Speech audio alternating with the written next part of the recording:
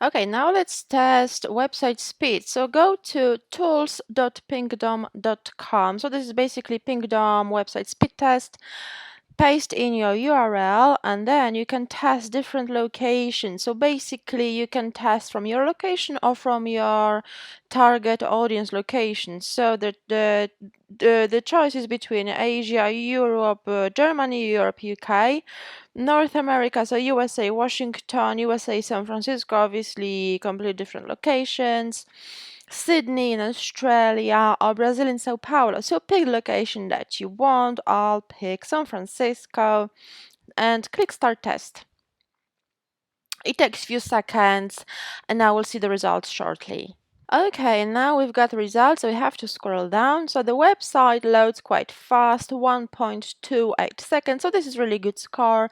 Normally the modern websites load at around 1 second. So this is really nice. However, the performance grade is actually marked as D. So there are actually, this looks actually quite bad. Usually I see 3 red and the rest is maybe like 1 yellow and the rest is green. So surprisingly, Shopify needs some work.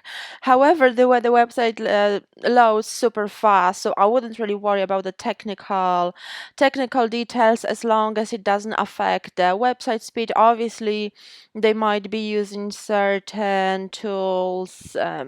Coding and so on that is confusing this particular analyzer tool. However, when it comes to the loading speed, this is the number that we are most interested in. 1.28 is excellent.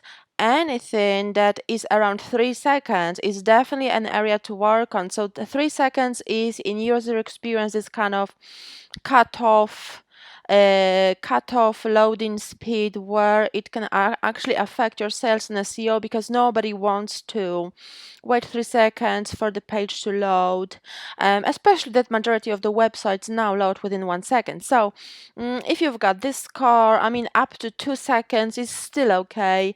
If it's over 2 seconds or around 3 seconds, that's definitely area to work on. So I do recommend using this tool to test your website speed. So it's tools.pingdom.com.